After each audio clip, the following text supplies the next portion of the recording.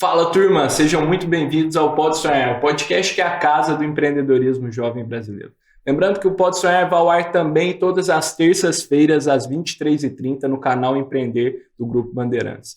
E hoje estamos aqui com dois convidados mega especiais, Ana Paula e o Murilo. Pessoal, muito obrigado por terem aceitado o convite de estar aqui conosco. Um prazer enorme receber vocês. Opa, o prazer é todo nosso. É uma honra. Muito obrigada pelo convite. Juntos. Boa. E a gente sempre gosta de começar, turma, aqui no Pode Sonhar, praticando nos nossos convidados a dinâmica de concisão inteligente. Vocês estavam me contando no off aqui que foi um desafio resumir a Honest Market em 140 caracteres. Então, vocês puderem ler para a gente o que vocês escreveram, vai ser um prazer. Olha, eu vou te dizer que 140 caracteres realmente foi assim, a gente ficou na vírgula, sabe? Mas vamos lá. Resumindo o Honest Market Brasil. Honest Market Brasil é uma franqueadora de mini mercados para condomínios e empresas onde os próprios consumidores pagam pelos produtos. Acho que pelo menos dá uma resumida aí para o pessoal começar a se envolver com a empresa. Boa. E é isso, a gente vai trocando ideia e é muito interessante que a Honest Market é a segunda empresa aqui no Pode Sonhar que aposta nesse modelo de autoatendimento, em que os clientes são os responsáveis por fazer o checkout, realizar ali o pagamento. E eu queria que vocês começassem assim, começar o nosso papo sobre como vocês enxergam que é trabalhar com esse modelo de negócios no Brasil, em que há essa cultura de desconfiança do outro, de que o brasileiro tem índice de criminalidade alto. Sim. Como que vocês trabalham isso? Bom, primeiro que a gente instala ainda essas soluções dentro de ambientes minimamente controlados, né? Então, a gente está falando de instalação dentro de condomínios, de empresas, academias, coworkings, etc. Então, tem uma certa barreira para poder acessar. Eu sempre brinco com os meus sócios que meu ideal é que a gente consiga instalar um Honest Market Brasil um dia na estação da Sé e que isso realmente vá funcionar. Hoje, a gente não está lá como sociedade, mas a instalação de modelos que são baseados em honestidade é justamente para a gente começar a fomentar esse trabalho de base. Exato. E ir fazendo essa mudança mais profunda dentro da sociedade. Sim. Mas respondendo diretamente, a gente trabalha realmente com uma questão de educação. Então, a gente faz com que os consumidores entendam que a estação que está lá, né, aquela solução de mini mercado que está colocada lá à disposição dele, é uma via de mão dupla. Então, só faz sentido aquela instalação existir se houver a contrapartida do pagamento pelos próprios consumidores, né? Senão, é uma situação que não se sustenta e, efetivamente, aquilo vai ser retirado. Legal. Mas é legal de compartilhar que, até hoje, a gente nunca teve uma solução que teve que ser desmobilizada por falta de pagamento. Então, a gente tem sempre, eu acho que essa lembrança, né, de que, mas isso vai funcionar no Brasil, mas isso aí é uma coisa estrangeira, até o nome do conceito acaba sendo em inglês, então as pessoas tendem a achar que no Brasil isso não funciona. Mas é legal de ver justamente o contrário, porque a pergunta que os síndicos fazem, até os gestores, enfim, quando vão decidir, mas se o pessoal pegar e não pagar? Aí a gente devolve a pergunta, você pegaria? Aí o síndico fala, não, eu não pegaria. Tua esposa pegaria? Teu marido pegaria? Não, meu filho também não. Então, a gente, às vezes, tende a fazer uma suposição maior do que efetivamente é. Então, é legal a gente ver que realmente está funcionando. Exato. E acho que só complementando um pouquinho do que a Ana comentou, acho que os grandes varejos vêm no movimento também de trazer essa solução para o mercado brasileiro. Então, você pega grandes redes como Pão de Açúcar, Carrefour, eles começaram a implantar esse sistema de autoatendimento, o que para o nosso mercado é fantástico, porque acaba ajudando a conscientizar o consumidor de como fazer e que isso é uma realidade já para a gente, não é que é futuro, é presente. Exato. Boa, animal. Esse exemplo do Pão de Açúcar lá em casa, lá perto de casa, tinha um que, cara, é impressionante o quanto a fila diminuiu depois que instalaram mais caixas de autoatendimento, sabe? As coisas fluem muito mais, isso traz valor demais e incentivar essa cultura vai trazer, à medida que as pessoas ficarem mais familiarizadas com usar essa tecnologia a seu favor, isso ajuda demais a indústria como um todo, né? As pessoas vão se ajudando. Porque a gente fala que o nosso objetivo é otimizar o nosso maior ativo, que é o tempo. Exato. Porque é uma coisa que você não dá, não empresta, não compra, não tem como a gente fazer isso, né? Então, justamente de a gente não precisar sair do condomínio para fazer uma compra rápida, de uma coisa de conveniência, já te evita que você gaste tempo, né? E ter essas soluções muito bem definidas com o uso da tecnologia, em que você pode já, no aplicativo, ver o que tem disponível no mini mercado, já descer e fazer uma compra mais certeira. Então, isso tudo ajuda, né? Para as pessoas conseguirem salvar esse ativo. Legal, muito bacana. Eu estava conversando aqui com a Ana e o Murilo no Off-Stream, e a gente, no PodSonhar, nos primórdios do PodSonhar, a gente recebeu uma empresa que chama Honest Break, que também tem um modelo de autoatendimento focado em saudabilidade, e o Bruno, que é o fundador, contou pra gente que uma das coisas que ele não queria fazer no modelo é de ter uma barreira, um vidro que separasse o cliente dos produtos, como sempre foi. E aí ele queria justamente quebrar isso. E eu queria e eu sei que tem várias, aquelas vending machines, né, aquelas máquinas que são autoatendimento, mas você não consegue, não é honesto, né? Não é um mercado honesto. Não. E aí eu queria que vocês contassem para quem não está familiarizado como que é o modelo da Honest Market e como que vocês trabalham. Qualquer pessoa pode entrar, tem que ter o aplicativo baixado no celular, como que funciona? Legal. Bom, a gente tem algumas diferenças para a questão da vending machine, né? Acho que o Honest Market, ele acaba sendo uma evolução da vending machine. Claro que em algumas determinadas situações, como essa que eu estava citando, da Estação da Sé, né? A gente ainda tem uma vending que pode estar funcionando e a gente não tem como instalar um Honest Market ainda. Mas, basicamente, o número de SKUs, então o número de produtos que ficam à disposição num mini mercado é muito maior do que por mais que eu tivesse uma replicação daquelas geladeiras, armários, enfim, de vending, né? E a experiência para o consumidor realmente é muito diferente. Então, ele conseguir pegar o produto, virar, deixa eu ler a tabela nutricional, deixa eu ver a lista de ingredientes, deixa eu ver data de validade, sabe? E até a sensação, né? Exatamente. A sensação de você não ter um vidro que te separa daquele produto. Sim, isso faz muita diferença. Então, assim, resumindo a questão da Honest, né, para responder a tua pergunta, a gente instala mini mercados e mercados de conveniência em condomínios residenciais e empresas. Então, os produtos todos ficam à disposição, as gôndolas são todas abertas, geladeiras, freezers, enfim, e os consumidores pegam o produto e eles escaneiam o código de barras ou pelo aplicativo no celular ou direto no totem de pagamento que fica em todo... Fica lá. Exato. Então, não necessariamente precisa ter o app. Não necessariamente precisa ter o app. E a gente fez isso pensando justamente em se tornar uma empresa inclusiva. Porque tem pessoas mais idosas que não têm necessariamente a mesma habilidade que a gente tem. Então, tem uma questão de uso de tecnologia associada? Sim, com certeza. Porque é ela que viabiliza o nosso negócio de ter lá uma tecnologia que está substituindo a necessidade de um atendente, de um funcionário, né? Então, a tecnologia cumpre esse papel. Mas o uso do totem no ponto de venda é muito similar ao que as pessoas já estão mais acostumadas na sociedade. Eu vou no shopping, eu vou pagar o estacionamento do shopping e é direto na maquininha, assim, para tu passar.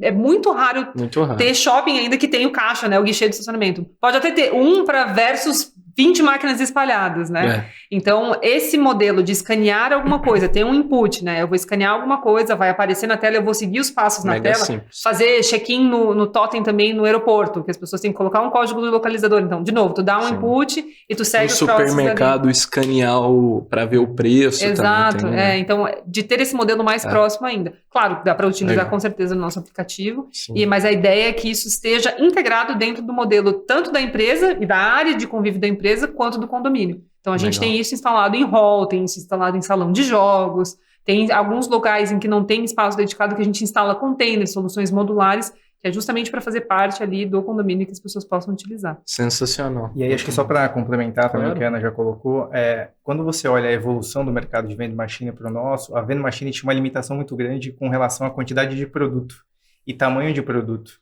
Então, quando a gente traz uma solução de microconveniência, seja para espaços residenciais ou corporativos, a gente consegue ampliar muito o portfólio que a gente vai oferecer para o consumidor, considerando as várias ocasiões de consumo. Porque quando a gente está vou dar um exemplo aqui, num condomínio, às vezes a pessoa vai consumir à noite quando chegou do trabalho.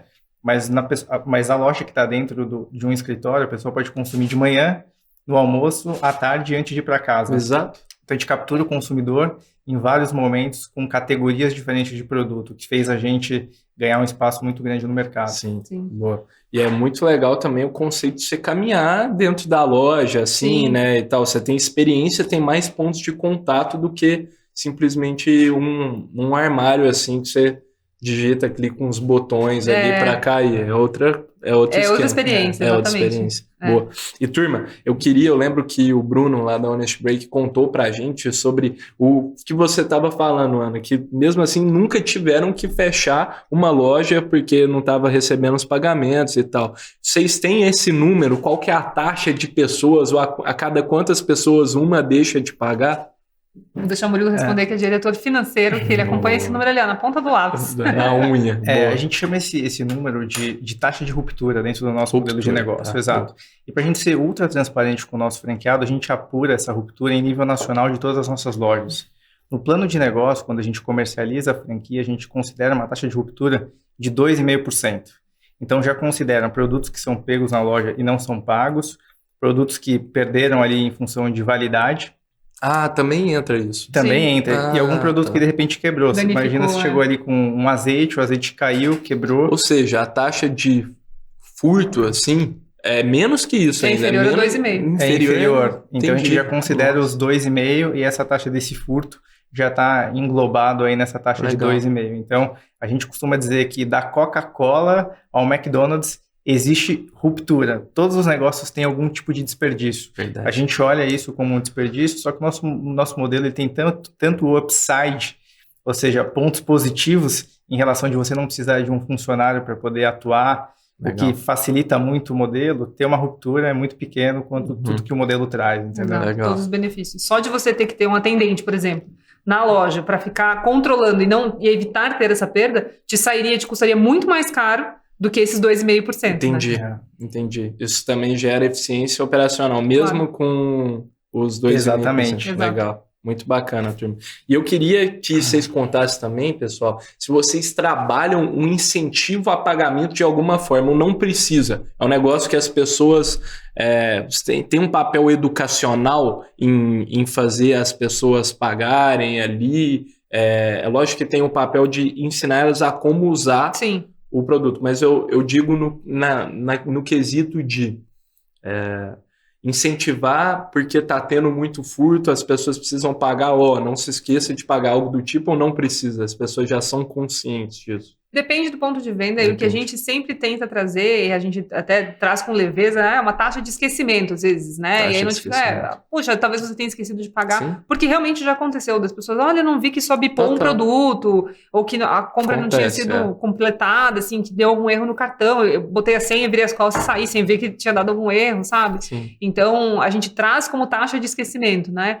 Mas a gente trabalha muito na questão da educação, então de explicar realmente esse modelo de negócios, fazer essas ações de forma antecipada, de forma preventiva, e caso aconteça, daí sim, a gente avalia quem foi, né, a gente pede uma identificação do morador e entra em contato direto com o morador, e é basicamente isso, olha, acho que aconteceu algum problema aqui durante esse processo de compra, então tá aqui os dados, como que você pode fazer o pagamento e regularizar essa situação. Não teve nunca nenhum problema que a gente teve que entrar com medidas judiciais ou, enfim, nada além disso. E é uma política muito da boa vizinhança. Então, a gente quer que aquela ferramenta que a gente leva, né, aquela prestação de serviço, seja um benefício para o morador e para o colaborador. Então, se eles perderem por uma atitude indevida por parte de um determinado morador ou mesmo colaborador, todos vão perder. Então, a gente cria também um senso de comunidade. Imagina a mensagem que você passa para a companhia, você como líder levando isso para dentro da sua empresa, que é um modelo que, assim, é 100% honesto. Você está falando para todos os colaboradores que a gente confia em todo mundo, de fato. Então, é uma mensagem também que os RHs ajudam a capitanear dentro das empresas, e no corporativo e no residencial a mesma coisa. Então, você está dentro de um grupo onde pode funcionar, porque todos que estão aqui têm aí a mesma mentalidade de consumir e pagar por esses produtos na loja. Sensacional, muito bom, é muito bonito também, além de gerar valor, é um propósito muito legal de fomentar essa mentalidade nas pessoas, no brasileiro, é muito bacana. E turma, eu queria que vocês contassem também, acho que vai ser super legal ouvir, como que vocês começaram lá atrás, um modelo, como que isso foi evoluindo até vocês conseguirem alcançar um nível, que a gente sabe o quanto isso é complexo e o quanto o negócio tem que estar maduro para franquear, para entrarem no modelo de franquias, com todos os sistemas, as operações redondinhas. Como é que se deu esse processo da concepção inicial, das mudanças que tiveram ao longo do caminho, até conseguirem configurar o negócio? Pronto, agora podemos fazer o modelo de franquia acontecer.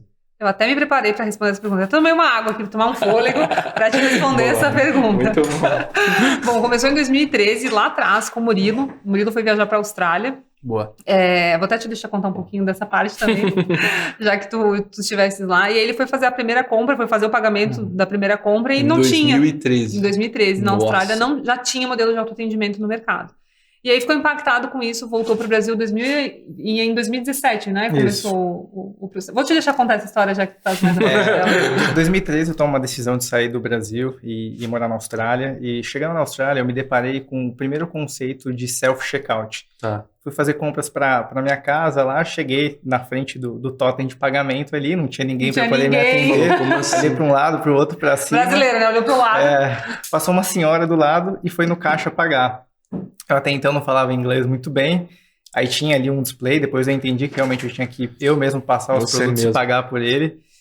E vi que aquele modelo, ele não só funcionava, Miguel, no varejo de alimentos, já tinha também lojas de departamento de roupas. Tá. Assim como tem algumas aqui, Riachuelo, C&A, Renner. Então era um negócio muito presente, esse modelo de autoatendimento. Aquilo ficou na minha cabeça.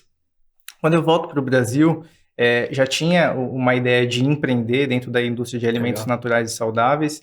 E em 2017 eu tomo uma decisão de montar uma indústria de alimentos naturais e saudáveis, com um processo de ultracongelamento. Essa empresa chamava Natural Box. E a gente, ou seja, preparava refeições, snacks e sobremesas. E o nosso principal modelo disruptivo para distribuir essas refeições foi abrir pequenas células de microconveniência dentro de escritórios corporativos, coworkings, universidades, hospitais. Legal. E também o mercado residencial. Então, a gente nasceu ali com um freezer, levando as refeições, os snacks e as sobremesas, embarcando a tecnologia de autoatendimento para a gente poder gerenciar as nossas lojas. Então, essa experiência aí que durou cerca de 3 a 4 anos, a gente abriu mais de 80 lojas próprias com esse formato. Então, a gente aprendeu muito bem como operar esse modelo de negócio. Ou seja, a gente tocava 80 lojas próprias, então a gente tinha propriedade, a gente tinha o processo de gestão muito na mão, todo o processo já manualizado, que é o pontapé inicial para você começar a pensar no modelo de franqueamento. Sim. Então, ali a gente falou, a gente está maduro o suficiente, o modelo funciona muito bem, só que agora a gente quer ganhar o mercado nacional com muito mais expressão. A gente tinha operação em São Paulo, a gente tinha em Santa Catarina e também em Porto Alegre, e isso já estava funcionando, mas a gente tinha uma barreira geográfica muito grande para transportar, principalmente a alimentação natural e saudável congelada. Ultra congelada, porque a matriz de distribuição brasileira é rodoviária praticamente, né? Mais de 90%. E o frete, por ser um produto de baixo valor agregado, ele quase que inviabilizava a operação. Então a gente falou, qual que é o modelo mais inteligente para a gente crescer em nível nacional? Foi então que a gente começou a formatar o nosso modelo de negócio para se tornar franquia. E aí eu vou deixar a Ana pegar essa da franquia para frente. Aí. Quantos SKUs a gente tinha na NB? A gente tinha uns 40 SKUs, né? Desde a concepção inicial do negócio, vocês estavam empreendendo juntos? Já eram sócios? Ou não? Não, na verdade não. A gente começou a nossa sociedade porque nós nos tornamos um dos distribuidores desse modelo de negócios. Então, fomos os que queríamos ser os franqueados, e aí a gente evoluiu tanto no nosso relacionamento que nos tornamos sócios nessa empresa que é o Honest Market Brasil, que acabou sendo um spin-off, né, dessa operação original. Sim. Porque também uma coisa que as pessoas falavam, e a gente tinha muito de feedback desse nicho que era atendido dessa categoria específica, era, eu acho a refeição uma delícia, mas já que vocês estão aqui, não dá para colocar uma Coca-Cola? Entendi. Já que vocês estão aqui, não dá para colocar um chocolate? Só que a história que era contada pela marca, o embaixador, era muito relacionada à questão de saudabilidade. Então, não tem como eu atrelar, vender uma Coca-Cola com essa refeição sem sódio, sem açúcar, sem conservantes e tudo mais. Então, a gente resolveu justamente fazer um spin-off, né? Fazer um braço dessa operação. Olhando para hoje, a gente tem mais de 4 mil SKUs cadastrados em cada média de operação, dependendo do número de apartamentos ou de funcionários, mas gira em média de 300 a 500 SKUs por conveniência. Então, é legal que a gente também tem essa lista de produtos e a gente vai fazendo essa adequação de mix que é adequado e que é de intenção dos consumidores de comprarem na loja. Legal. Mas voltando para a parte da franquia, então a gente se tornou primeiro quase um franqueado e já rapidamente olhou que tinha oportunidade para expandir através desse modelo de negócios. Tá bom. E porque a gente já tinha know-how de como fazer isso, trabalhando muito proximamente junto do Murilo. E a gente, eu tô falando porque tem mais um sócio, tá? Sim. Somos eu, o Gustavo e o Murilo. Boa. Então o Gustavo não tá aqui hoje, mas ele tava...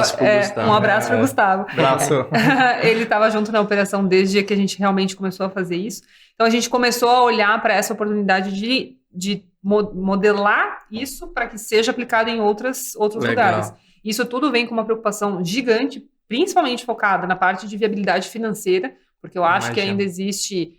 vamos fazer, vai dar certo, e o pode sonhar, tá muito no nome, né, do sonho de vamos, da emoção, vai dar certo, vamos fazer acontecer, e no final das contas tem que passar a régua ali, e o que deixa tem que ser positivo, né? Sim. Então, de fazer uma análise de viabilidade que realmente fizesse sentido, e principalmente, que eu acho que o papel principal da franquia é de ter as manualizações, as operações, como que a gente vai replicar exatamente este modelo para que ele tenha maior chance e maior índice de sucesso onde quer que seja que ele esteja instalado. Né? Então, foi uma preocupação nossa desde o início e toda a formatação foi feita por nós.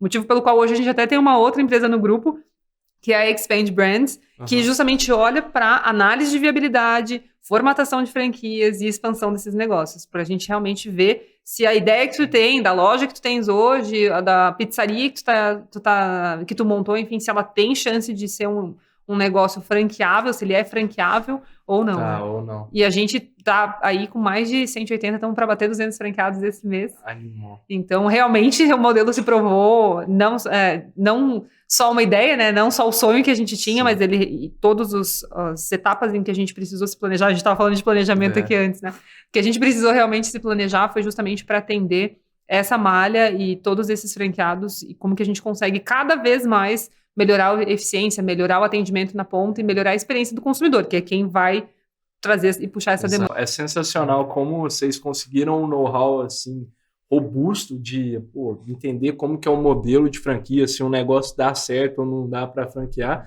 que até tem uma empresa dentro do grupo que ajuda outras a fazer isso. E qual vocês acham que é o maior desafio, turma, de franquear um negócio assim, o processo que precisa estar mais redondinho, que os empreendedores sempre, quando vocês olham lá da outra empresa do grupo, isso aqui é o ponto de maior dor que os empreendedores têm na hora que vão configurar um negócio para franquear.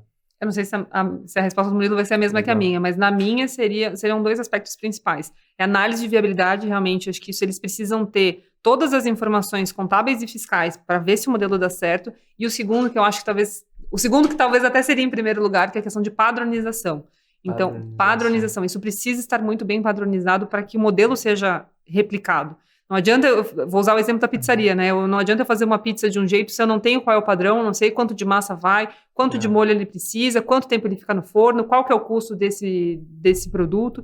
Então, se eu não tiver isso padronizado, eu não consigo falar, Miguel, você não quer comprar uma franquia e colocar lá em Uberaba? Sim. Você vai falar, tá, mas... E aí a gente vai fazer conta de um papel de pão, assim, porque o papel tudo aceita, né? Então, se a gente tiver esses padrões, acho que o primeiro passo para a gente ter realmente uma franquia que vai ter uma chance de sucesso maior. Não sei se o Murilo concorda ou não. Concordo. E acho que tem mais dois elementos, vou tentar trazer dois diferentes também aqui para poder complementar a resposta. Acho que o primeiro deles, olhando para a franquia, é a capacidade de achar o franqueado certo. Então, por trás do modelo, né, você tem os manuais, você tem a estudo de viabilidade econômica, mas você não pode esquecer que no modelo de franquia, o seu sucesso está vinculado com o Miguel, que vai operar o teu negócio. Sim. Então, qual que é o perfil adequado do franqueado para o seu modelo? E para cada modelo vai ter um perfil diferente. Às vezes você vai precisar ter alguém que vai estar 100% no negócio, tem negócio que pode ser part-time, que é o nosso negócio, que não precisa ter uma especificidade ou uma formação específica, mas ele precisa ter um perfil. Então, quem vai pensar em franquear tem que olhar para o seu modelo atual e falar qual que é o perfil da pessoa adequado para conseguir reproduzir o que eu reproduzo hoje numa escala em nível nacional. Então, acho que esse ou internacional, né? Ou internacional. Então, acho que esse elemento de achar certinho esse franqueado é o que vai determinar você crescer, porque você não vai crescer sozinho. Você depende do seu franqueado para poder crescer. Então, acho que esse é um elemento importante estar no radar. E o outro é a questão que junta um pouco com a questão que a Ana falou, financeiro, mas é o modelo fiscal. Pouco se fala disso, mas muitas marcas que vão para um modelo de franquias, principalmente no Brasil, onde você tem uma carga tributária muito grande, é que você consegue ter um desenho onde você tem CNPJs na frente que não o seu CNPJ matriz e consegue alcançar um ganho de faturamento que não vai te colocar numa alíquota onde inviabilize o teu modelo de negócio. Então, a gente está olhando o negócio um planejamento tributário inteligente. Um planejamento tributário que seja inteligente. Tem vários negócios hoje, Miguel, que não param em pé se eles alcançarem um tamanho em termos de faturamento. Olha isso. Só que se eles tivessem um modelo de distribuição via franquias, para a sua expansão, ele poderia ter um modelo muito saudável financeiramente. Então, é algo para poder pensar quem já tem um modelo de negócio que não está conseguindo escalar ou pensar, não, eu preciso abrir mais um CNPJ para distribuir meu faturamento, que não é correto. Então, você tem que pensar a forma mais inteligente e correta de fazer isso para não incorrer em nenhum risco. Que legal, que bacana, pô. Essa é uma não óbvia, né? Que as pessoas às vezes não param para pensar sobre, a carga no Brasil é absurda, Sim. Carga tributária, então um planejamento inteligente pode viabilizar um negócio em patamares muito elevados, muito legal. Sim. Isso. E sobre a padronização, eu lembrei quando você estava falando sobre aquele filme que também tem muito a ver com o que a gente está falando, Fome de Poder, do McDonald's. Fica até de dica para a turma aí. Com certeza. Pô, um baita filme de empreendedorismo. E aí um dos grandes pontos lá, quando... Eu não vou lembrar o nome do personagem que assume ali a gestão depois. Roy Kroc. Roy Kroc, E aí ele, um dos grandes pontos era a padronização. Sim, justamente, porque para tu expandir tu tem que ter uma coisa muito, ficha técnica, enfim, que quer que seja. A gente está falando agora de alimentos especificamente, né? Mas se a gente for levar para uma indústria de vestuário, vou pegar as Havaianas, por exemplo. Tu entra numa loja das Havaianas aqui em São Paulo, ela é o mesmo modelo que vai estar em Porto Alegre, que é o mesmo modelo que vai estar em Manaus. A disposição dos produtos é feita de uma forma pensada e padronizada justamente para que as pessoas, ao passarem, elas sabem ali a loja da Havaianas. O cheiro também agora tem uma questão de influência, as cores, a forma que isso é apresentado. Então, tudo isso influencia e precisa ser pensado. Total. Isso é muito louco. Ainda mais com alimentos que o sabor é muito sensível, né? Sim. A mudança. Então, você come um Big Mac em qualquer lugar do Brasil ou do mundo, vai ter o mesmo Você sabor. Quer que tenha o mesmo gosto. Se tiver alguma coisa diferente, você fala, nossa, tá meio estranho. E isso é o já grande... sabe como... imagina o tamanho do desafio que isso é. Sim. Padronizar. Então, a gente tá falando da parte fiscal. Eu trabalhei numa empresa americana, né? Que eu era gerente de marketing aqui no Brasil. Tinha um slide deles, do grupo que estava trazendo a marca para o Brasil, que falava na parte fiscal, era o mapa do Brasil e era quase um meme, assim, era aqueles bonequinhos desenhados com ponto de interrogação olhando assim.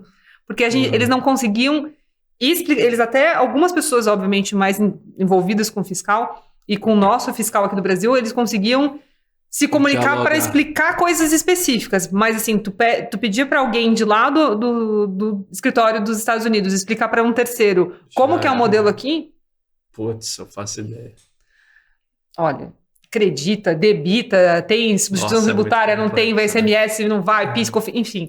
E como é que a gente fazia isso, né? Então, realmente é uma preocupação que precisa ter quando for analisar. E até vamos colocar do lado de quem vai comprar a franquia. Porque, assim, o nosso modelo de negócio, que é um ticket de investimento mais acessível, porque a partir de R$35 mil ele já consegue adquirir uma franquia nossa, ele normalmente está empreendendo pela primeira vez. Sim. Tá. E aí a gente tem um desafio de quem empreende pela primeira vez, porque ele não tem ainda experiência. Então, se você tem um modelo muito mais simples, fiscalmente também vai facilitar para quem vai começar a empreender no nosso modelo.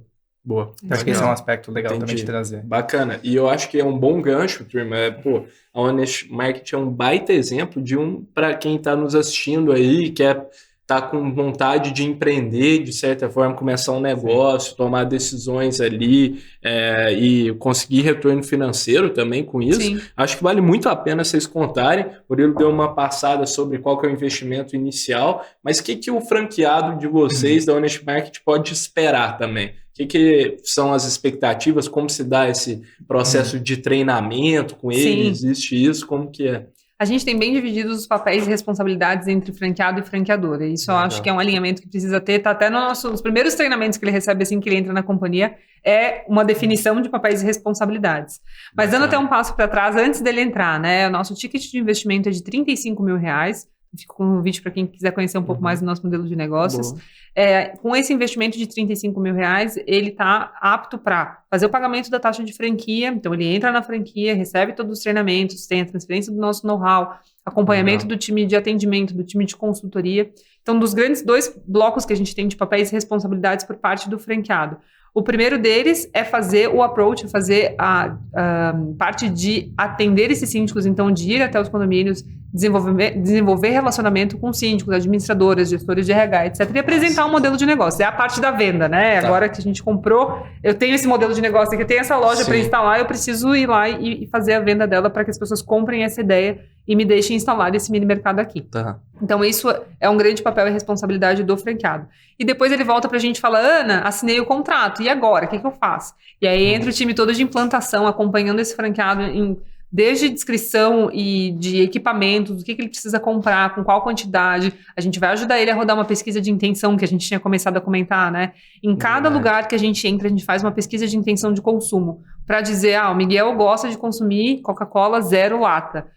A Isabela gosta de consumir chá mate de limão. Certo. Então, para a gente conseguir montar o mini mercado da forma mais assertiva possível, para que os consumidores encontrem ali os produtos que eles estão buscando. Então, a nossa equipe ajuda em toda essa parte. Depois, a gente faz a parte de inauguração. Então, trazer fornecedores que vão fazer uma ação com degustação, vai mostrar os produtos que estão ali. E depois, a nossa consultoria de campo, que vai todos os meses fazer análise desse ponto, ajudar os franqueados a, justamente o que o Murilo estava falando, como eles não têm, às vezes, muito expertise em montar fluxo de caixa, sim, DRE, para fazer análise do negócio, os nossos consultores fazem isso mensalmente com eles para dizer qual que é a margem de produto, qual que é o teu CMV, que é custo de mercadoria vendida, né? Quanto que isso está consumindo do teu faturamento, isso aqui está de mais, isso aqui está de menos. Não precisa comprar, como teve um franqueado que aconteceu, tu não precisa ter, acho que eram 5 ou 6 latas de ervilha nesse ponto de venda, o teu dinheiro está parado aqui. Quanto que isso vendeu? Vamos fazer essa análise. Então, acho que aí está também uma responsabilidade muito grande da franqueadora. A gente precisa dar apoio e ensinar esses franqueados a como gerenciar esse modelo de negócios.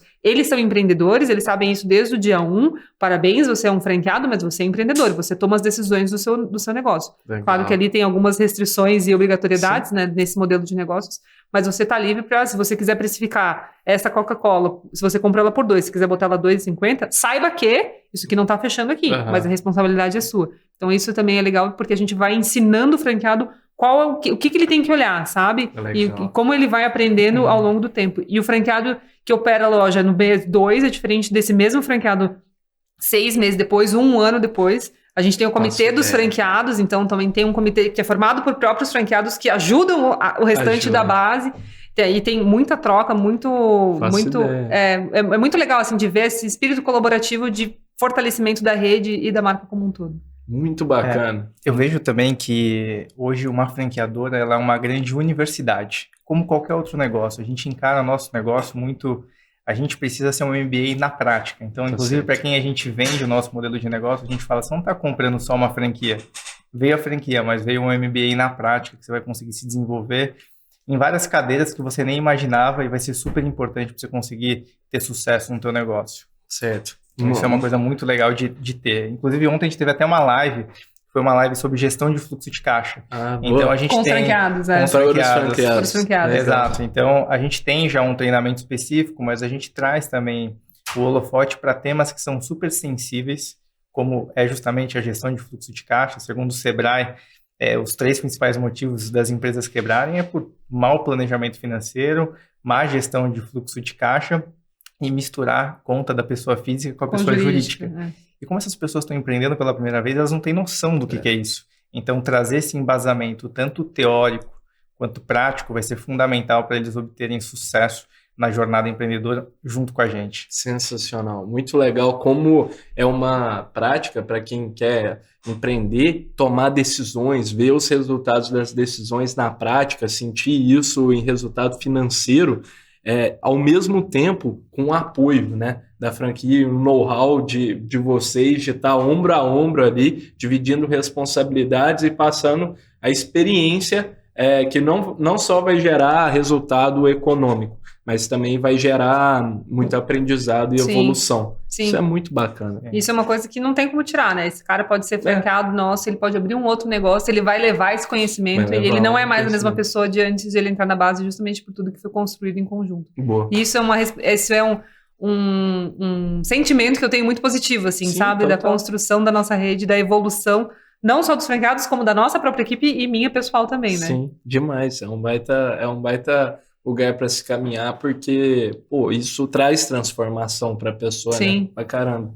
E acho que uma coisa bacana de comentar é que, assim, muita gente entra no nosso negócio para ter uma segunda fonte de renda, uma renda extra. Tá. E como é um negócio part-time, à medida que ele começa a ter essa segunda renda, ele fala, poxa, dá para aumentar mais um pouquinho, vou abrir minha segunda loja, abre a segunda loja, depois abre a terceira, a quarta. A gente tem franqueados com 10 lojas em operação acabaram se transformando o que era um CLT hoje num 100%, empreendedor. Então, isso é muito legal ver o desenvolvimento deles crescendo. E dá para começar com um, acho que isso é o mais legal, é democrático.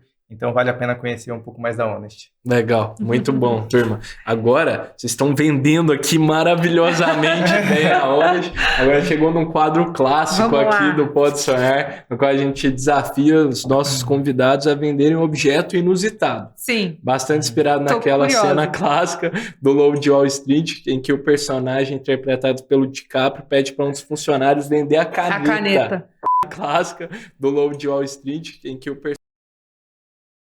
Aí aqui a gente troca a caneta por objeto surpresa e o objeto da vez foi um gel desses de mão, mas ele tá vazio.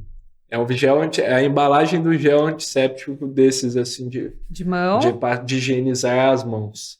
Mas ele tá vazio. Ele tá vazio. Ele não tem conteúdo ali ainda. Não tem conteúdo. Vocês vão ter que vender ele vazio. Eu tô vendendo só a embalagem? Ele tem que ser de gel? Você pode usar a sua criatividade. Se você quiser vender como a embalagem, se você quiser vender algo como algo para eu colocar dentro. Sou sinestésica, posso segurar? Claro, é seu. A gente vai vender em conjunto, então. Então, bora, vamos fazer um pitch? Vamos fazer um pitch. Enquanto eu vou dando um tempinho, pra vocês pensarem, enquanto eu vou dando um recado aqui para as marcas que queiram nos apoiar no Pode Sonhar, dar voz a mais jovens empreendedores que estão agregando valor, criando soluções super bacanas aqui para o Brasil. Não hesitem em entrar em contato conosco. Na descrição desse episódio, no nosso canal do YouTube, no Pode Sonhar Podcast, tem um formulário e um e-mail. Nós vamos ficar muito felizes em trocar essa ideia com vocês. Fechou? E aí? Sai coisa boa? Não, pode. É livre? Tomem o tempo de vocês. Miguel, quero te apresentar hoje essa embalagem. Olha que pequena. Ela cabe dentro do seu bolso. Tá. Inclusive estava dentro do seu bolso. Tava dentro do bolso. Ela é ideal para você colocar em lugares pequenos. Bolsa de mulher, que às vezes é grande, às vezes é pequena. Você tem a oportunidade de levar isso para qualquer lugar. E eu acho que o diferencial é que, além do tamanho, você pode colocar o que você quiser aqui dentro. Então, você pode colocar álcool gel quando você for sair. Você pode colocar hidratante. Você pode colocar, quando você for viajar, shampoo, creme para cabelo. Então, a oportunidade de você usar essa embalagem, ela tem diversas oportunidades e diversos momentos. Então, você vai comprar uma coisa que não vai ficar atrelada para você usar uma vez só. Você vai conseguir tirar o maior proveito disso aqui com uma única compra. Versátil. É um produto versátil. Muito versátil. Mandaram bem, tá? E aplica para vários públicos. Pode ser homem, pode ser mulher, pode ser, enfim. Total. Boa, e eu tô passei? Passou, vou comprar. Boa. Eu tô com dentro lá no carro, pô, tá vazio um mó tempão, agora tem que dar utilidade. Agora que eu comprei tem que dar utilidade. Eu sou cheio de reaproveitar as coisas, certo. Por isso que eu fui nesse pitch também. Tá certo, muito bom. E a gente repassa esse desafio. Para quem está nos assistindo, então, se vocês acham que conseguem vender aqui essa embalagem de álcool gel melhor que a Ana e o Murilo, mandem uma DM para a gente lá no Pode Sonhar PDC, no Instagram, que nós vamos ler a melhor resposta. Boa, quero ver. E um episódio adiante aqui, a gente manda para vocês. Quero ver. Tá aí lançado o desafio. Tá lançado o desafio. Boa. E, turma, a gente está caminhando já para o final do nosso episódio, a gente sempre gosta de fazer uma pergunta para todos os nossos convidados, que é onde vocês sonham em chegar no horizonte de tempo que vocês quiserem estabelecer. Então, em 2, em 5 ou em 10 anos. Bom, vou começar aqui então para esquentar. No movimento que a gente fez empresarial, eu tô fazendo um movimento, estou como CEO hoje da Expand Brands. E nesse grupo a gente está olhando muito a questão da coparticipação, investindo em alguns negócios e formatando. Hoje a gente acabou de adquirir 2 empresas, a gente vai anunciar em breve, depois a gente divide com vocês. Fechou. Uma delas é uma franqueadora, uma outra é uma outra empresa de um outro segmento, mas super complementar, com sinergia para o nosso negócio. Eu entendo que a gente vai estar investindo em alguns negócios, e eu estou falando como sociedade aqui, olhando um pool de negócios que a gente quer investir, levando produtos e serviços que estão alinhados com os nossos interesses, as coisas que a gente acredita, que é mudar a vida das pessoas para melhor. E eu acho que o modelo de franquias é muito bacana trabalhar nele, porque a gente é apaixonado por empreendedorismo.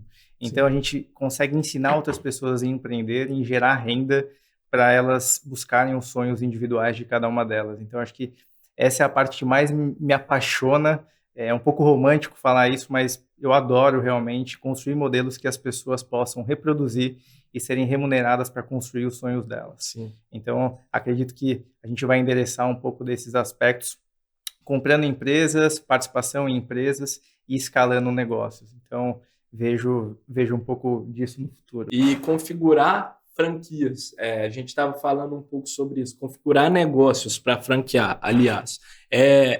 Para qualquer negócio, dá para fazer isso com qualquer coisa ou não? Existem os negócios certos para franquear. Existem muitos modelos em alimentação, né? Acho que talvez são os mais famosos que me recordo. Bens de consumo, vocês deram um exemplo, Havaianas e tal. Existem negócios que não foram feitos assim para franquear?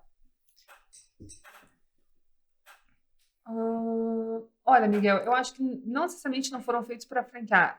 Eu acho que o que precisa existir é a análise dessa viabilidade. E aí pode ser que a melhor forma de expandir não seja através de franquias. Então, eu acho que existe essa diferenciação. Assim, é uma coisa também que a gente toma de partido quando a gente está fazendo essa análise de viabilidade. Cara, talvez franquia, um pouco daquilo que o Murilo tinha comentado sobre o cenário fiscal, de trazer algumas coisas, alguns elementos que a gente realmente olhe dentro dessa consultoria que a gente faz e fala, olha, talvez para cá não seja melhor seguir com franquia. Aqui através de representação, aqui através de modelo próprio. Então, acho que pode ser que a empresa seja franqueável, né, quando a gente analisa, mas tem alguns pontos estratégicos que talvez não seja o melhor modelo de negócios. Todo negócio tem um grau de franqueabilidade. Acho que a gente responde bem essa pergunta. Então, tem negócios muito mais franqueáveis e tem negócios menos franqueáveis. Obviamente, o menos franqueável é o que tem o maior risco desse modelo não acontecer. Então, a gente tem até uma tese, uma metodologia própria da Expand que a gente reúne quais são os principais aspectos para fazer um modelo franqueável e a partir dele a gente consegue tomar uma decisão se isso realmente para em pé no aspecto financeiro, operacional e de expansão. Legal, show. Muito bacana, turma. E a gente viu também, nos preparando aqui para o episódio, turma, que vocês dois, Ana e o Murilo, fazem muitas postagens aqui no LinkedIn, publicam conteúdo, etc. Queria que vocês comentassem se essa é uma estratégia que vocês usam para comunicar com outros empreendedores também e qual que é a importância e como que vocês buscam adquirir os franqueados, sabe? Qual que é a estratégia de aquisição para chamar esses empreendedores para entrar dentro do time? Pode falar. A gente, dentro da nossa sociedade, começou a discutir muito quais são os próximos canais de aquisição.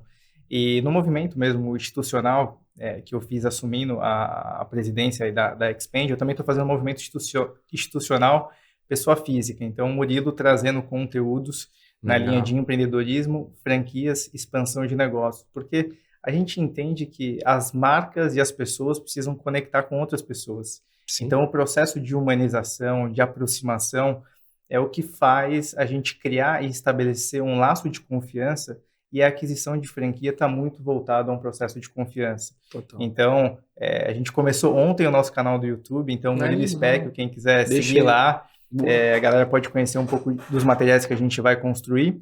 E a ideia é a gente dar um pouco do give back aí para a sociedade em termos de conteúdo, que é genuíno e importante, de quem faz, de quem está construindo dia sim, dia também. Não é que a gente leu num livro, que a gente fez um curso, a gente está operando esses negócios. Então, aprender com quem faz toda a diferença. E esse é um baita aprendizado de empreendedorismo. Vários dos convidados aqui do Pode Sonhar já falaram sobre o quanto escutar pessoas que já passaram pelas situações é importante, né? Sim. De conseguir mentorias ali, experiência. E para finalizar, turma, acho que vale muito a pena vocês contarem como que o processo que vocês dão de seleção dos franqueados. Os franqueados, vocês têm um processo de filtro dessas pessoas e como que é o comportamento, já que a gente está falando de empreendedorismo, de um franqueado ideal, exemplar, assim. Que características que esse cara tem para quem está empreendendo, seja não para ser um franqueado, mas também para quem toma decisões e empreende, o que esse cara deve ter? Que habilidades esse cara deve buscar se desenvolver, por exemplo? Acho que eu consigo te responder com uma palavra principal para mim, que ela é muito, muito representativa, que é a autorresponsabilidade.